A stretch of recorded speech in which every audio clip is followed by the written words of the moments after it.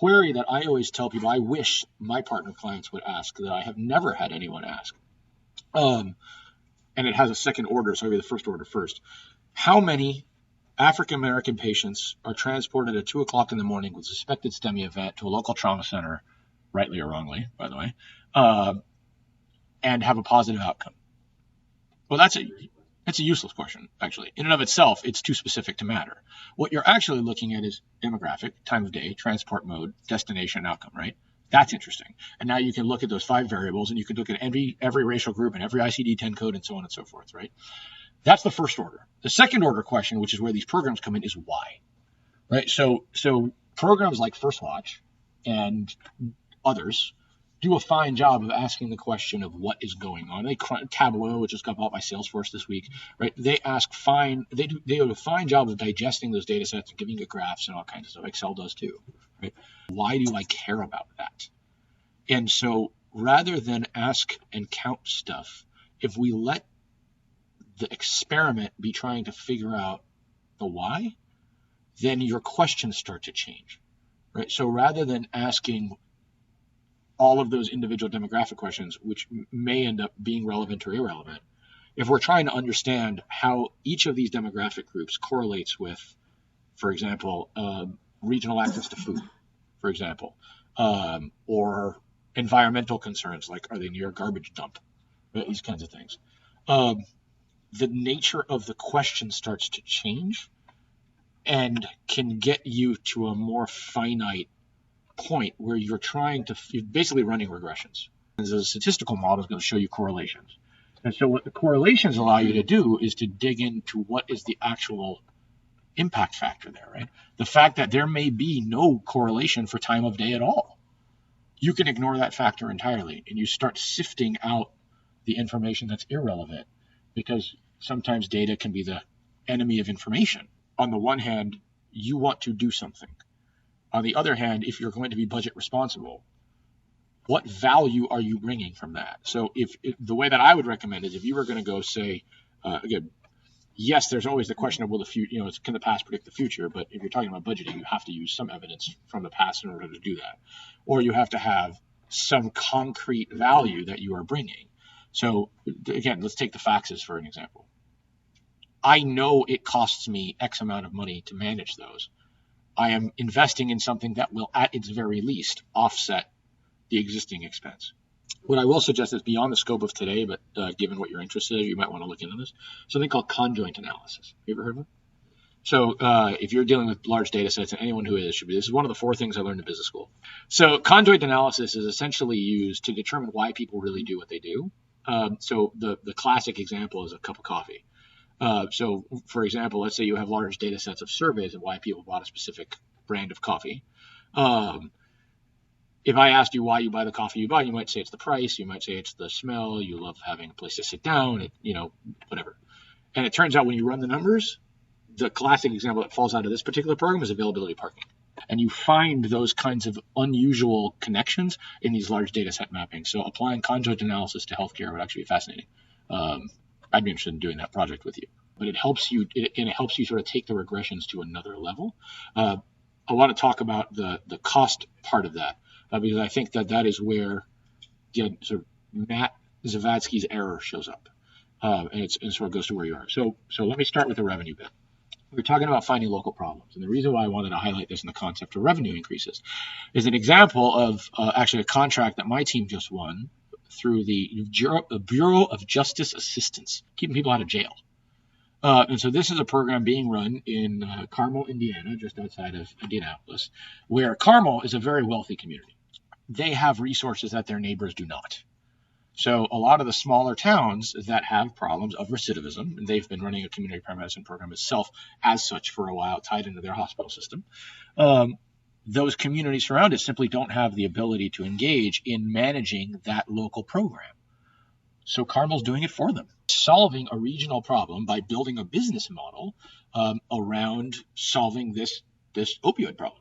And the ability to access those people is something fire and E.M.S are very capable of doing.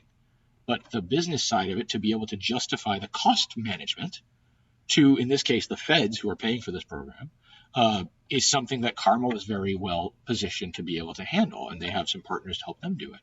So that became a business for them. To the world, it looks like a community paramedicine program or an opiate diversionary program. It is doing the social good that they want to do, and they are, in fact, enabling their neighbors to engage in these programs. We don't need to have 1,500 community paramedicine programs managed individually with one or two people all across the country. Maybe you end up having regional efforts where someone is aggregating that data and able to manage your neighborhood versus your neighborhood versus your neighborhood using the common data structures, facilitating interoperability, facilitating billing. Kevin and I have talked a little bit about this. I think there's a huge business opportunity here, even for billing for service. Again, we talk about, I mentioned the nursing homes, right? How much is it worth to a nursing home for you to build a subscription-based program for you to go on and have somebody who's ultimately going to roll out hot to take care of this patient when they fall down or have a stroke or whatever it is.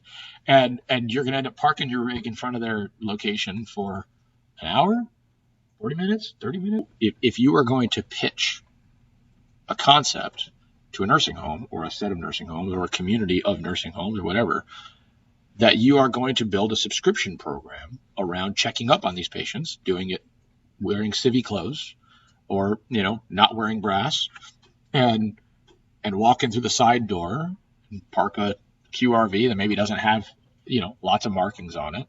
You're going to check on the patients, make sure they're okay. If they need to be transported, you can do that, right? If there is something brewing, you can be proactive about that.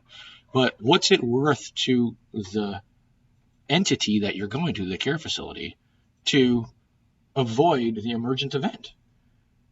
They should pay you for that. Right? You're providing a service, you're providing consulting, you're providing managed care.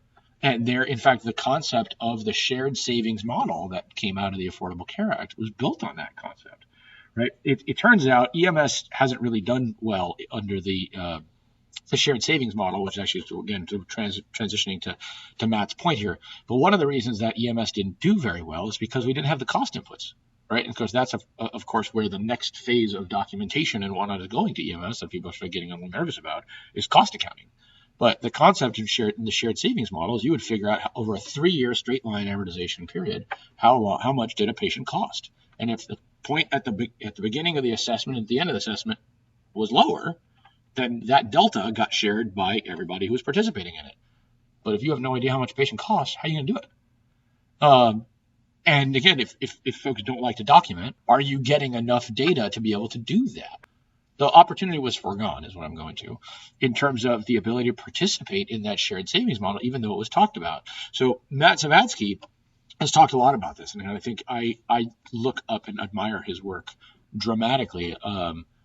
For those of you who may not know, he's at MedStar ambulance service in Fort Worth, Texas, and has been one of the foremost proponents, very widely published and presented, on basically readmission avoidance programs. And he talks about system savings, and he's been on the front edge of this. And he leaves out the E.M.S. system costs. In fact, these are copies of some of his slides that he presented at Firehouse World in California a couple years ago. And, I'm not the greatest at numbers, but I do have an MBA from CMU, and I sat down looking at these numbers, and I tried to figure it out. Now, I can't create a spreadsheet to save my life, but I can read one better than most people. And I had to call my business partner in and say, what am I missing here? Like, these numbers aren't adding up in terms of actual cost savings. And my partner, Chris, actually says, where's the rest of it? And it turns out the rest of it were the costs that you guys incur. That's not incorporated into the shared savings model at all, particularly because the risk is shifted onto you in that shared savings model and in community paramedicine in general, because it's about avoiding admissions, right? So if it's non-transport, it still costs you money to get there.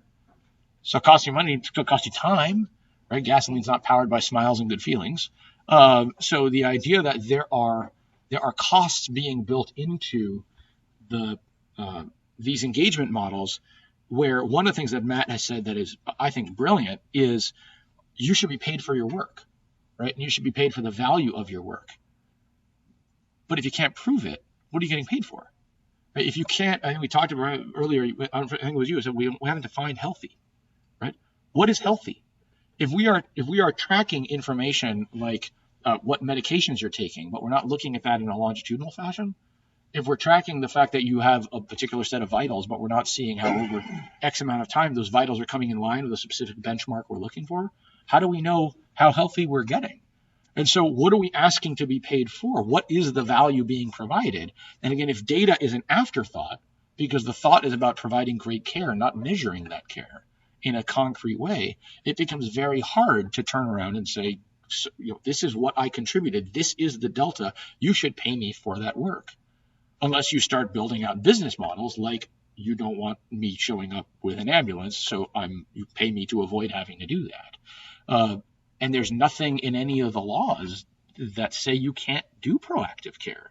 In fact, there's the now former, it's not around anymore, but the backup provider to the fire department of New York for many years was an organization called TransCare.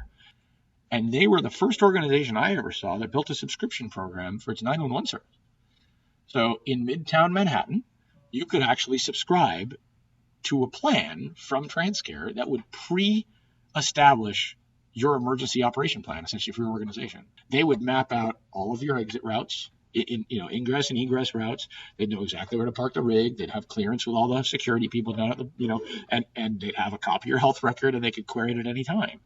And that was a service that they charged to people who cared about that sort of thing. And it was a business that they offered. And there's nothing to say that you can't do that in your community as long as you can define the value that you're going to end up being able to provide, which gets to the next part. So how are you able to quantify this information? Because the fact is there are ways of doing this, right? And again, if the questions, and to your point about how you slice the data, being at least partially informed by what you're trying to see in the data, as opposed to letting the data give you patterns of its own, which it can do, but that's epidemiology, right? Now you're saying, like, put this thing on a grid and see what shows up and then respond to it. But if you're looking and saying, I want to solve a problem that I know I have in my community, I need to find the data in there. You're not self-supporting with the data. You let the data take you where it needs to go, right? But you know what you're looking for, so it's no longer needle in a haystack. It's now needle in like a little tin of needles, right? And you're just looking for the particular ones that you care about. The ability to share that data with others makes it not you against the world. And I think that is where sort of a bottom line I hope you all take home with you is that this all starts with the record systems you already have. And then adding on, particularly if you're interested in community paramedicine or its forms, and one of my assumptions that you're here today is that this is probably somewhat interesting to you in taking care of these patients over time.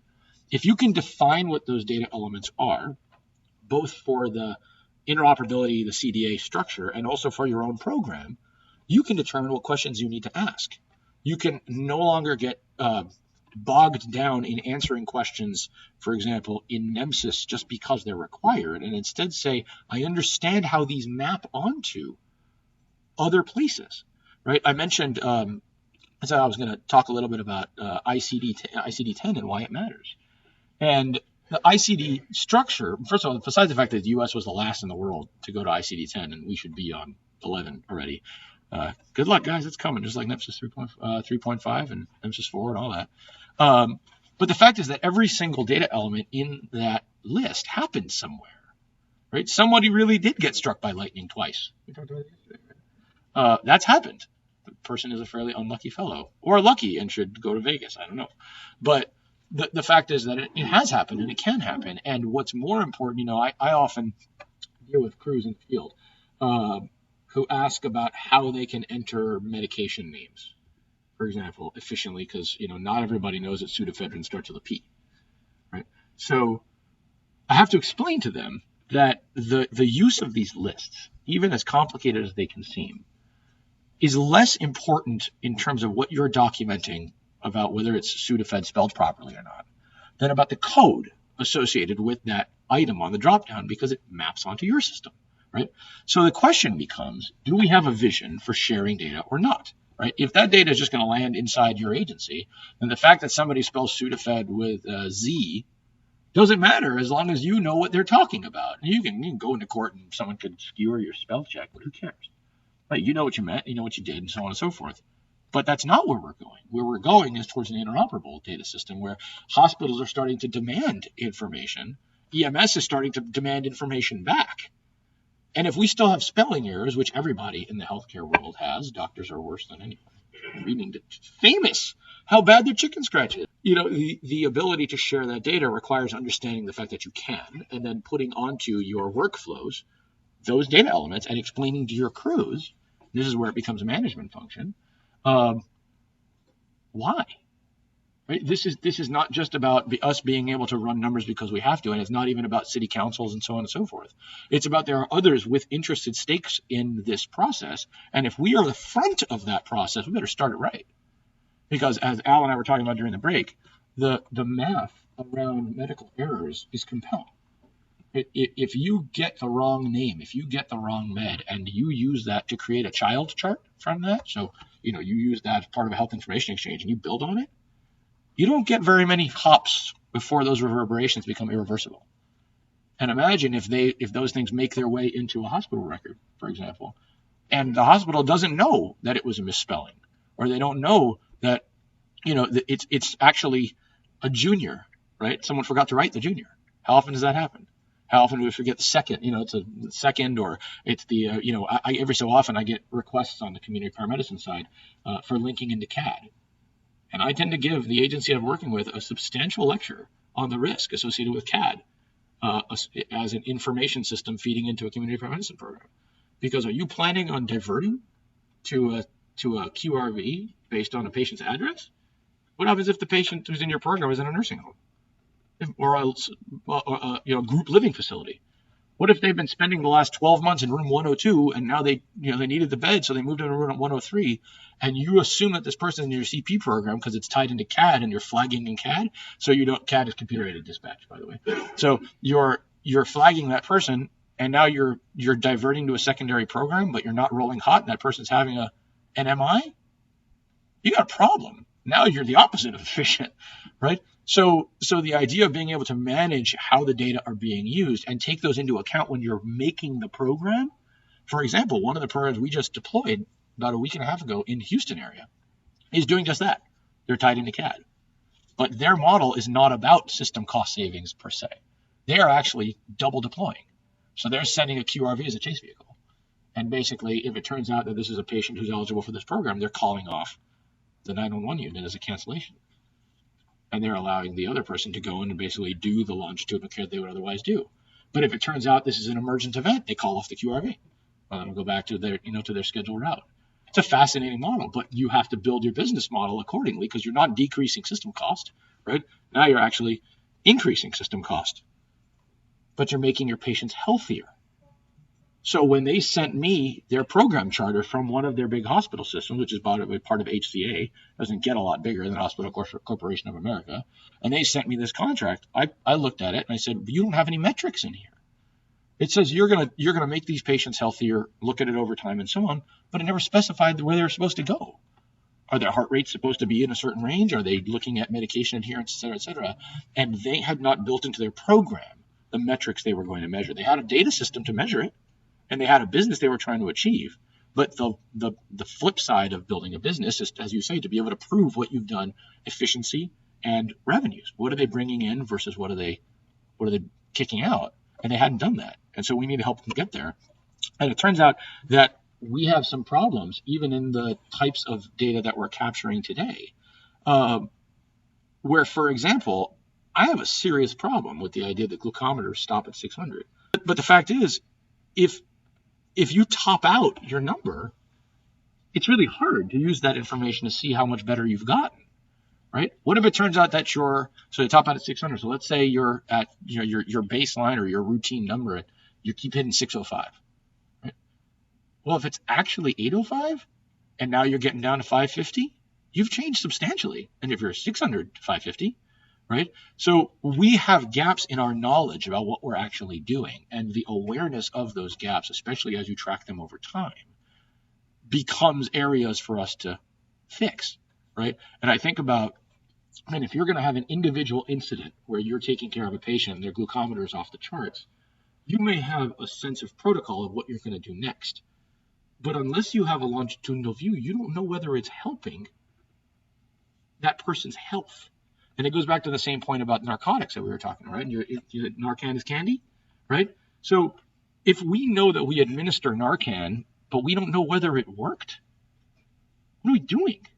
Right? So you're administering something by protocol, but that doesn't tell you anything about the effect of that thing you're doing.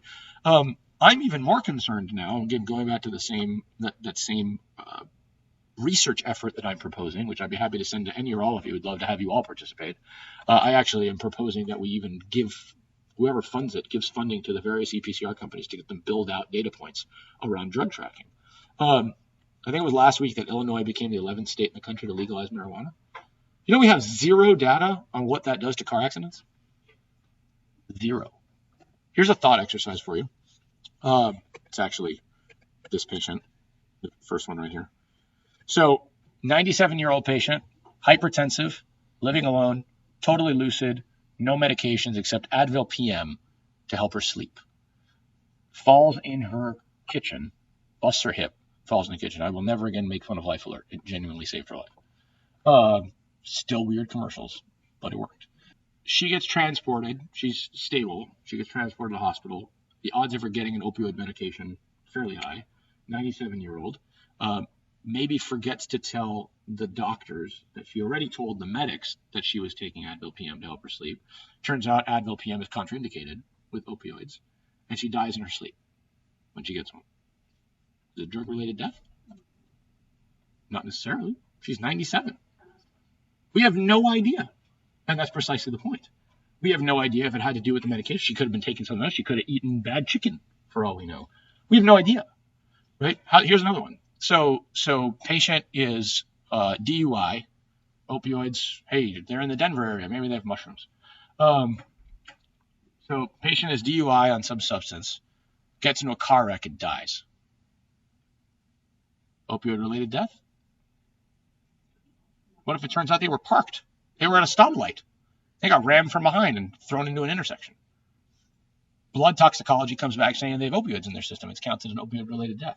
It's unbelievable. And policy are being made around this, right? California, I have friends of mine who are in the marijuana business. There is no data on what the implications of that for traffic anything is. It's not captured in the data. And if we leave it to NEMSIS to come up with that, while I think NEMSIS has its role, it's going to be years. From a state manager's perspective, I actually think you guys are incredibly fortunate to have a fairly compelling geek as your data geek.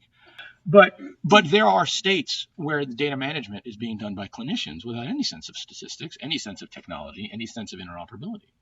Their hearts may be in the right place, but talk about combining those data systems, right? When you have that information now translate over into syndromic surveillance, and we start seeing all these opioid crises show up on a hotspot, and it turns out it was not even a contributing factor. It was a total red herring. And we're using that for policy decision making. That actually happened. I mentioned about the small county in Colorado. So the same place where this case happened, Delta County, Colorado, western slope of the Rockies, is a county with 38,000 people. They were listed on a list of, I think they were in the top 12 worst offenders in the state of Colorado with respect to opioid mortality. Were these walk-in patients? Were they accidental overdoses? Was it something that looked like it could have been related to drugs but had nothing to do with it? We don't know. They are reporting an anecdotal increase in MVAs at slow speed post-legalization of cannabis. Can't prove it. It's not in the data. There's no way to track car accidents from NEMSIS today. And if technology companies are the ones who are being asked to bring it forward, we don't necessarily know what questions you need to ask. In fact, that's the basis for this research study I'm proposing, which I actually at one point had an open call, and it literally said call for all EPCR companies to participate. All pre-hospital data companies. And I would imagine folks on the electronic health record side might have something to say about that too. Right? You see stuff that's walking in the door. You see the stuff where the passerby picked up the patient and drove them in. Right? You see the stuff where someone got home 2 days later and say, you know what, my shoulder really hurts. I really should go check it out. And then you get a history on that patient. And now you have some idea of what they've been putting in their bodies or not, or what happened and what didn't. We have massive holes in our data sets. But again, when it comes down to these managed care programs, that's a huge opportunity for every one of you to be able to, instead of positioning yourselves as just doing what's good, position yourselves as doing what's necessary. But you actually can plug the holes and people are starting to notice it. And so I promised I would talk about the actuarial risk tables. Right? The fact that these are just like 4 examples of regional programs that are being funded, at least in part, by insurance. And that's interesting. And I mentioned Phoenix a little bit. And there were people from insurance companies in the room at the Mobile Internet Health Network meetings. And what became fascinating was the degree to which the two sides had no idea what was important to the other. When the insurance providers were essentially suggested that the fire crew doesn't necessarily want to spend the time to document, so on and so forth, and the question became, what information, if we want to streamline our documentation process, our data collection process, what's important to you? And vice versa, the insurance providers who are funding some of these programs were like, why don't you want to give us this data? Turns out they had no idea what E.M.S was. So the question was, why do you have such a problem giving us the data that we need? Well, because we don't know what you need. But what's been really, really interesting is as these programs have grown, and I want to highlight, for example, the one in Massachusetts, where the professional firefighters of Massachusetts was a fascinating concept for a statewide initiative where all firefighters, or all fire departments, could be a part of this sort of all-in-one community premedicine effort. And the ones who funded that was a group called Zafre Investments, which is actually the VC arm of Blue Cross Blue Shield of Massachusetts. Now, this is a venture group. They swim around in data and numbers, right? It's part of an insurance company that does so even bigger. And they're recognizing the fact that there is opportunity to understand what's going on in the market and be able to make an impact on it in such a way that it improves the insurance company's business. So that requires us understanding what they do. That's why I asked about the actuarial tables. So this idea of a literal set of tables, this is one of them, coming from the Society of Actuaries, that essentially predicts how quickly you're going to die. Okay, if you think about it, it's kind of a gruesome concept, but the longer you live, the more you pump into the system, right? You pay premiums on insurance, so they know how much revenue they're going to get on a per patient basis. They also know how much they're likely to have to pay out based on how many injuries you're going to have and how often you're going to be in the hospital and so on and so forth. And that's where you get these risk numbers. And if it turns out, I mentioned before, if you take someone from 6 packs a day down to 2 packs a day, or 1 pack a day, or no packs a day, and you switch them on to gum, money falls out. Turns out this grid right here in the upper left corner is one specific one, which is really easy for everyone to understand, so I highlight it. That shows relative risk by age and number of cigarettes per day for white males and white females. Okay, so as we talked about, you can look at this across any demographic group, look at it essentially across any ICD-10 code, right? And activity, right? So number of people who base jump, right? They have a number, right? Number of people who should be on medication and they're living alone in 97 and they're hypertensive and they're not taking medication, and there's a number. It would be fascinating, and it is what I'm proposing that we do as an industry, to sit down with folks like yourselves and say, if we were going to measure how we're going to make the right impact on these patients' health, to start to define that in terms that insurance providers, hospitals, and so on, CFO line at the hospitals can start to understand what data values do we even need to ask? Do we know? I mean, if we were going to look at, for example, one of the things that I think E.M.S does a disservice when we talk about things like opioids is there is essentially one section, actually, so I'll show you what it looks like, but you're probably very familiar with it, and it's that alcohol and drug use indicators. That's your E.M.S data set with respect to alcohol and drug use. So are there drug paraphernalia at scene? Let's say, for example, you were rolling on a scene and the patient thinking that you are going to arrest them says something like, "That's not mine." That's all we indicate. We don't capture any other information about this. So if we were going to, one of the things that I'm pushing for is a data value that essentially would say, does the clinician, the eyes on scene, think that drugs were a contributing factor? We don't capture intentionality anywhere in E.M.S. Not a single data point captures what the opinion, they capture the impression clinically of the provider, not the provider's opinion as to what actually happens. So guess what? We talk about, as an industry, how you're not ambulance drivers, right? Well, E.M.S kind of thinks you are. right? So rather than focus on what your expert opinion is, you're busy checking off boxes as if you were giving a packing slip for a patient as a package, right? Does it need to get signed for? Sure. Does it need to be 2-day air? Whatever, right? As opposed to what happened. And if you focus on that, and I'm not talking about putting it in the narrative, because the narrative is the worst place to put this information. Put the data in the narrative, you can't mine it, right? What was that? That's right. But if instead we start asking questions that are qualitative rather than obsessing about counting things, we start getting a sense of medicine. And that's what most people got in this business, right? Of one kind or another. And it turns out, again, when you can prove the value that you've provided, you should and can get paid to do that. Because moving the line from one point on the graph to another, allowing that person to live longer and put more money into the system for the next 5 years. The fact is, during those 10 years that you add by getting someone off the sauce or off the cigarettes, they put money into the system. You deserve a cut of that. Why not? You're the ones generating the revenue. Just like Bob Kocher said about E.M.S, you're the ones generating the revenue. You're keeping people alive. You're not getting paid for your work. And the reason you're not getting paid for your work is because you can't prove it.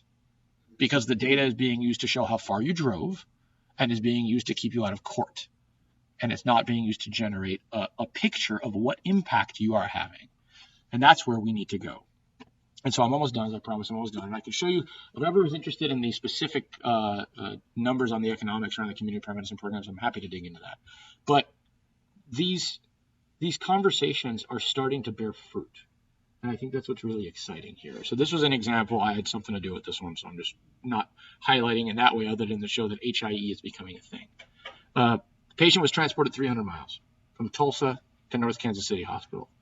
And there happened to be nodes on a pre-hospital health information network in both locations. The patient was seen as visible 300 miles away while they were en route.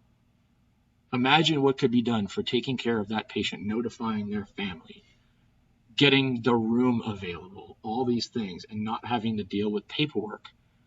If you know that when you arrive there, because the standards allow data to flow, rather than having to build something in each of those places and have, it's one thing to transport and have data sharing with a hospital that you've built a local connection to because you go there, 4-7 times a day. It's another thing to realize that this is actually, it's incredibly exciting to us because it's the first demonstration I'm aware of a true nationwide HIE potential. Imagine if any place you had an Epic install, any place you had a Cerner install.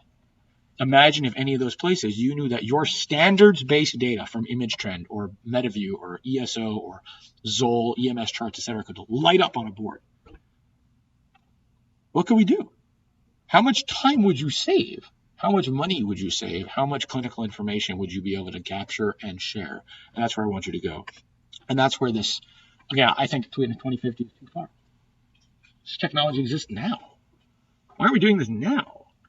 And this is where I become hamstrung with respect to you guys, because you're the ones who need to demand this of your technology companies.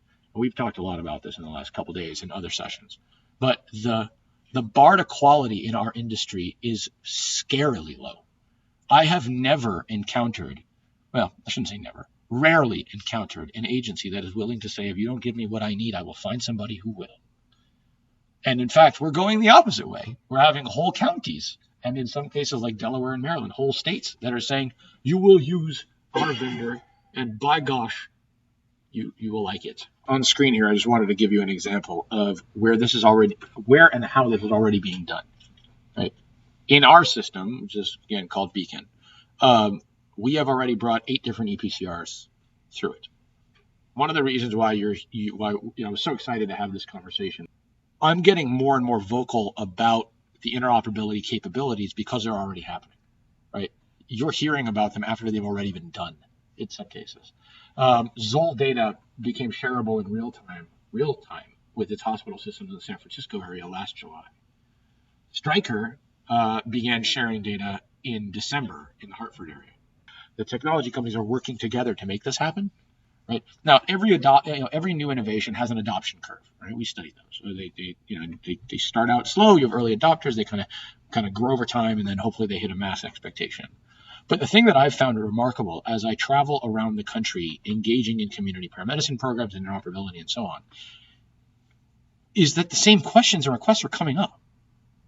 The idea that you've seen one CP program, you've seen one CP program, you've seen one Epic install, you've seen one Epic install. Not really. I mean, there's some local customization to things, but in general, we kind of operate like islands, but we aren't. Right? The differences are around the edges. The differences are, I mean, sometimes they matter. The way that you engage in EMS care in southern Arizona and in northern Wisconsin are different. Weather's different. Regional legal services are different, so on and so forth, legal requirements. But the vast majority is the same. And yet the desire, the number of times I've engaged a conversation where someone has said, could we XYZ, or I'm not sure we'll be able to do that, but we won't be able to share with. No, she can make the request, make her required. Again, make people show what they can do. And I think about that procurement I told you about in Florida, right? HL7 compliant, and you don't know what versions you're talking about. How are you going to prove that you're being given what you want? So instead, you make us work for it. And I put it here on one of my earliest slides. I kind of blew over it, but it's this part on the bottom. Accountability is missing. Did you guys see the thing that Jon Stewart, and he just basically ripped a hole into Congress, right? Same thing that he said, right? Accountability was missing. It is I mean, I don't benefit from people saying, hey, we're going to hold you to the grindstone. Yes, I do. Of course I do. My team wants to be better. Every EPCR company in this business wants to be better. None of us got into this business because it's easy. So the question is, when's the last time you went back to whatever company you're working with and said, this is what we need to do? Do it. Here's your deadline. Here's your budget. Regionally speaking, certainly, and as an industry, you have power that you are not flexing. You're not flexing with respect to technology companies. You're not flexing with respect to hospitals. You're not flexing it with respect to other data systems. And having everybody in a room together and basically saying, look, we're the ones bringing in the patients. This is what we need to do our jobs properly. And you want us to do that because you want healthier patients who are in the system longer. And if you can accomplish that objective, then you end up getting paid for your work. And now you've taken interoperability and longitudinal tracking and turned them not into an exceptional program that's hard to figure out. It becomes core to the future of our business.